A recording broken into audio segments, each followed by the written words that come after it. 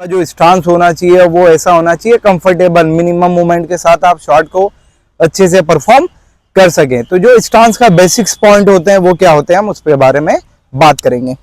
तो सबसे पहले आपको खड़े कहां पर होना है वो हम ध्यान रखेंगे। पॉपिंग क्रीज के यहाँ पर आपको स्टांस को लेना है। आधा पैर आपका पॉपिंग क्रीज के अंदर होगा, आधा पैर आपका पॉपिंग क्रीज के बाहर होना चाहिए। उसी के साथ में आपके जो पैरों में डिस्टेंस होगा वो कितना होना चाहिए, पैरों में डिस्टेंस आपका शोल्डर इतना होना चाहिए, शोल्डर विथ अपार्ट। ये आइडल वेट होता है, इस तरीके का आपका पैरों में डिस्टेंस होना चाहिए। ये कंफर्टेबल होता है, इससे आप बहुत अच्छे से आगे भी मूवमेंट कर पाते हैं और पीछे भी आसानी से आप जा सकते हैं। उसी के साथ में यदि आपका पैरों का डिस्टेंस बहुत ज्यादा होगा, कुछ इस तरीके से आप खड़े होंगे, तो इसमें आपकी स्टेबिलिटी तो बहुत अच्छे से आ जाएगी, पर आपका जो रेंज है फुट मूवमेंट का वो कम हो जाएगा। इसी के साथ में यदि आप पैरों में बहुत कम डिस्टेंस है तो आपकी रेंज तो बहुत ज्यादा होगी बॉल्स को खेलने के लिए, पर स्टेबिलिटी कम हो जाएगी। तो इसीलिए दोनों चीज को, स्टेबिलिटी और बैलेंस को हम मेंटेन करने के लिए जो पैरों में हमारा डिस्टेंस है वो हम कैसे रख रहे हैं, शोल्डर विथ अपार्ट। ये बिल्कुल आइडल डिस्टेंस है हमारे पैरों की। अब इसी के साथ में हमारा वेट कहां पर होना चाहिए पैरों का, ये भी बहुत ज्यादा कंफ्यूजन रहता है बच्चों में। तो जो आपका पैरों का वेट है ना टो की तरफ होगा ना हिल की तरफ होना चाहिए। आपका जो पैरों का वेट है वो बॉल्स ऑफ द फीट होगा, इस जगह पे आपका बॉडी का वेट होना चाहिए। जो आपकी फुट अलाइनमेंट है वो किस तरीके से होना चाहिए उस पर बात करेंगे हम। तो जो आपके दोनों टो है वो एक लाइन में होना चाहिए। जब आप आपके फुट का जो अलाइनमेंट है वो इस तरीके से होगा। जो आपका आगे वाला पैर है वो हल्का सा 1-2 इंच आप पीछे कर सकते हो, इस तरीके कुछ। और ये वाला पैर आपका इधर ऑफ सिस्टम के इधर नहीं होना चाहिए जब आप स्टांस में खड़े हो, इससे आप ये लॉक हो जाएंगे, आप प्रॉपर तरीके से बॉल को नहीं खेल पाएंगे।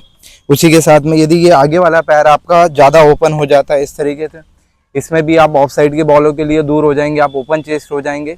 तो सबसे बढ़िया आपको ये ध्यान रखना है कि जो आपका फुट का अलाइनमेंट है वो दोनों एक लाइन में होना चाहिए। इससे अच्छा आप एक लाइन बना लें चौक या किसी भी चीज़ से, और दोनों टो को आपको एक लाइन में रखना है। कुछ इस तरीके से आपका साइड ऑन स्टांस होना चाहिए। आपका शोल्डर के पास आपका चीन होना चाहिए, एल्बो सामने की तरफ होगा, चेस्ट आपका चेस्ट वाला हिस्सा साइड में होगा। दो हेड को आपको बिल्कुल सीधा रखना है, दोनों आंखों को एक लेवल में वर्टिकल रखना है ताकि आप दोनों आंखों से बॉल को अच्छे से वॉच कर सको। इस तरीके से आपका साइड ऑन स्टांस होगा। नी को आपको कितना बैंड करना है हम उस चीज को समझेंगे। जो आपके नी है वो बिल्कुल स्लाइडली बैंड होना चाहिए, नॉर्मल से, ना बहुत ज्यादा आपको ऐसे बैंड होना है, ना बिल्कुल ऐसे अपराइट इस पोजीशन में पैर को रखना है, ना बहुत ज्यादा नीचे इस तरीके। बिल्कुल ये जिस तरीके से आप यहाँ पर जब टैप करते हो, जितना आपका बॉडी लोअर है नीचे, जितने नी बैंड हो रहे हैं, बस वो आपका सही बैंडिंग मूवमेंट है आपके नी का। ये इस तरीके से आपको रहना है। उसके बाद हम पूछेंगे ऊपर कि आपको बैट को टैप कहाँ करना है। टैप आपको बैट को ये पीछे वाले लेग की तीसरी उंगली के यहाँ पर आपको टैप करना है। उस टाइम पे आपका जो टॉप एंड है वो नी के ऊपर थाइस के यहाँ पर रेस करते हुए होगा, कुछ इस तरीके से।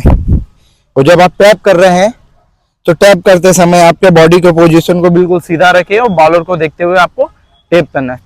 इस कंडीशन में आपका जो शोल्डर है वो बॉलर की तरफ होगा, हेड बिल्कुल आपका सीधा होना चाहिए, आई लेवल बिल्कुल प्रॉपर होना चाहिए।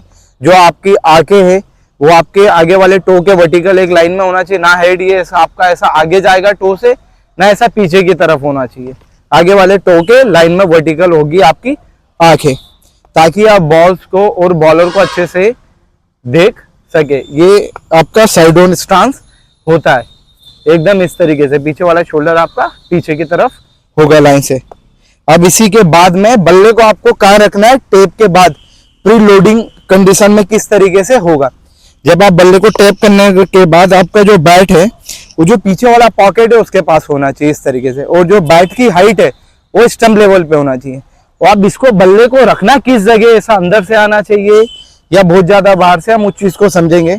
जो आपका बैट है वो विकेट कीपर और सेकंड स्लिप के बीच से आना चाहिए। टैप करने के बाद आप ये देखें कि आपका बैट इस जगह से आना चाहिए, ना ज्यादा इधर बाहर से आएगा ना अंदर से आना चाहिए, बिल्कुल इस तरीके से आएंगे। इस कंडीशन में बिल्कुल आप देखें आपका शोल्डर बॉलर की तरफ, आपका हेड बिल्कुल सीधा, आपकी एल्बो बिल्कुल बॉलर की तरफ सीधी इस तरीके से।